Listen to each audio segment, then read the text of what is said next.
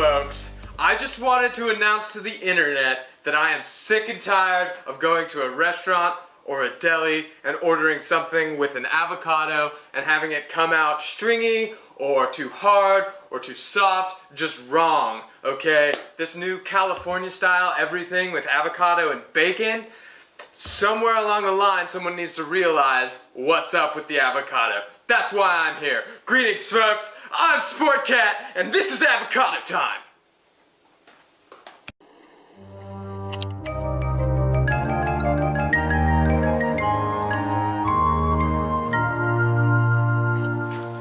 Alright, so everything is in its place and we're ready to get started. This is an avocado. It is a fruit that grows on a tree. It has a pit. Some people might consider it a vegetable because it's not sweet. But as we know from elementary school, there are several fruits that we classify as vegetables because they're not sweet, such as tomatoes. Okay, so how do you check to see if this is ripe? Well, ripeness of an avocado is all about timing. You can buy them when they're green, but you want to wait till it's perfectly ripe, just like with anything that you would eat probably. That being said, there's usually like a 2 to 3 day window, maybe 4 days where the avocado is prime, and I think that's what a lot of delis and restaurants miss out on, is they either keep them refrigerated, which changes the molecular structure, or they are just, for their business needs, are trying to, use avocados that aren't quite ripe. So how do you tell if an avocado is ripe? First of all, what I've been taught is you want to go to the thickest part of the avocado here, and you want it to have some give to it, but not too much give. You don't want it to be hard, but you don't want it to have little divots that you can push in and crack the outer skin. Once it feels good, it feels a little soft, you can pop open this little stem or whatever this is, and if that's green on the inside, which it is, that's usually a good indicator. So, having pressed around the width, the part that's greatest in width, the widest, that would be, and checking and seeing its grain, I think this is a good avocado. So how do we cut this? You're gonna want a sharp knife. I like a knife that has some serrated edge to it. It just kind of cuts easier to start. So you're gonna want to take the sharp end, just kind of like stick it in there down to the pit, which is like almost the size of a golf ball in there, and you just want to make a little slit, and then turn your blade vertically, right? And this is a technique that I learned from watching TV, really. Spin the avocado, not the knife, because this thing is kind of slippery and you don't want to hurt yourself, obviously. Okay, so once you cut around the pit, you can just give this little guy a twist. Kapow! And it comes out like that. This one, in fact, we may have been a day late, actually. You can start to see some browning there, and after a while it develops like stringy things within it. I don't know what that is. I'm not a biologist or whatever would tell you what is happening to an avocado. Basically, but it's still fine. This avocado would probably be unusable in a day, 2 to 3 days probably. But it's fine now. Okay. Alright, perfect. We're gonna start with the end that doesn't have the pit. What I'm gonna do is I'm gonna cut little slices in it. I like to put it in my palm of my hand and just go softly, you can make these slits all parallel, and then I like to go like a little, maybe a centimeter apart or less, and then at that point you've got good slices for a sandwich. How do you extract this? A spoon. You want to get the spoon as close as you can to the skin and work it around. And it should just pop out like that. So pretty cool. You can clean it up if you see some stuff. That's kind of one of those pits that I was talking about. So timing is good on this. Throw it into your bowl, boom, or whatever you want to do with it. I mean, that's ready to go for a sandwich, but I'm gonna make a little simple guacamole. All right, the part with the pit, Common technique is just to slam this buddy with a knife and turn it, and it should pop out. For that, this kind of knife probably not going to work so well. So a little bit of a heftier blade, and you just want to be pretty chill about it. So, but you need some force. So let's see how it goes. Boom! I've hit it. Physically, it's stuck in there, so I know it's a good hit. I'm just gonna turn that. Boom. Okay, but don't try to grab this thing because it is slimy and you could cut yourself.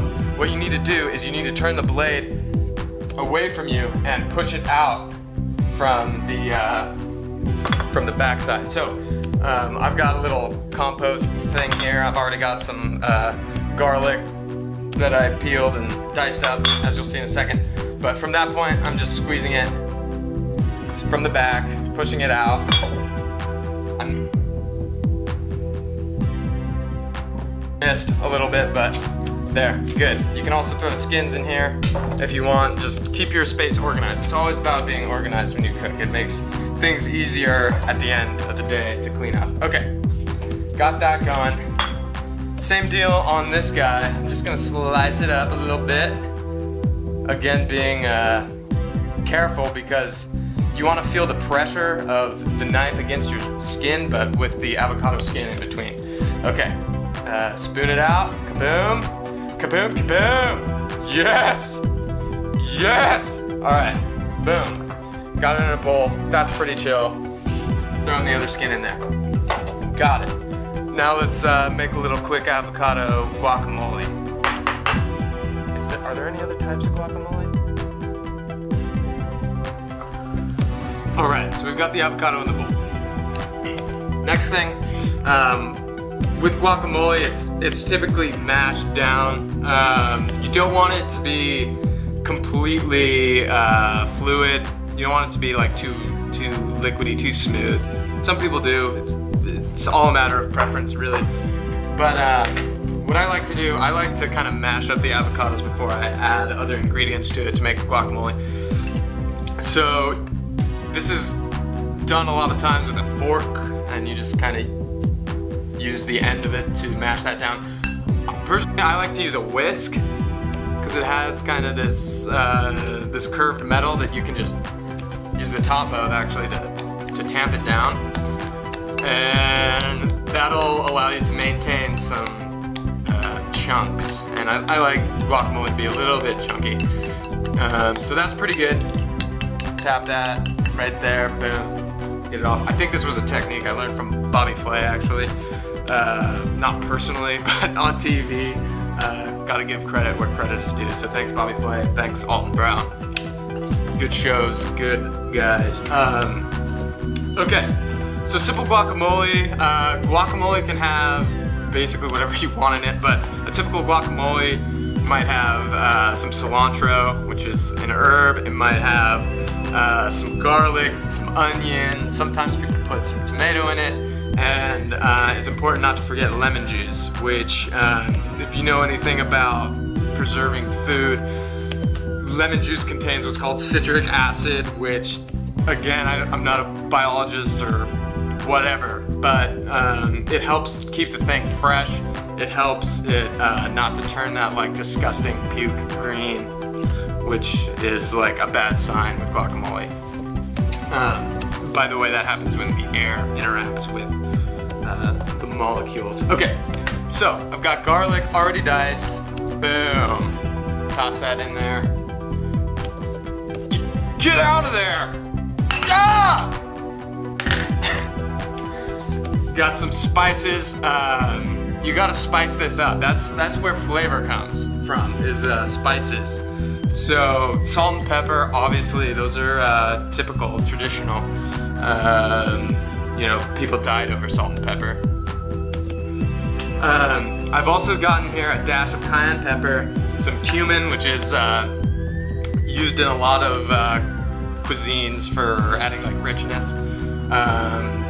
So cayenne pepper, a dash of cayenne pepper, cumin. I've also got a little bit of paprika in there, smoked paprika, and that just kind of adds a little smokiness, flair to it. So boom, just gonna add those there.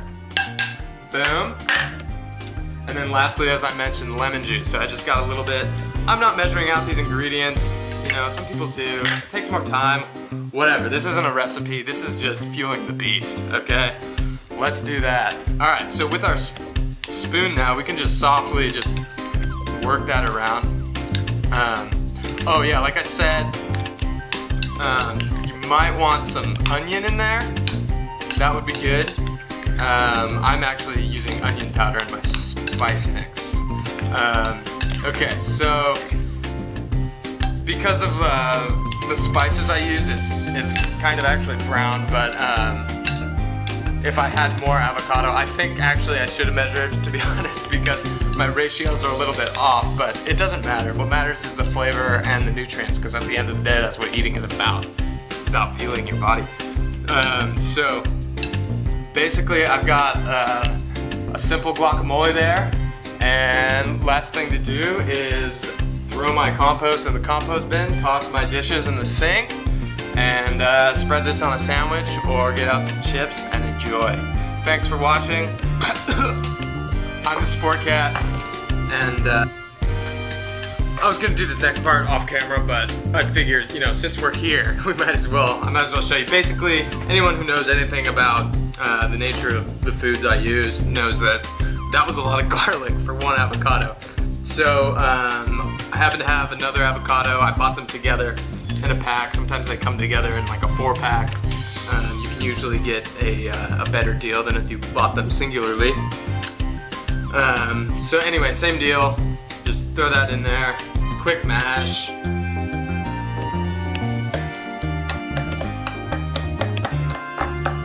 Trying to get that uniform in there. Not like a sports uniform, like a consistency uniform. Okay, so same deal. Just gonna spin that in there. This is kind of gonna bring it back to a little, bring the color back to what we want, which is a little more green.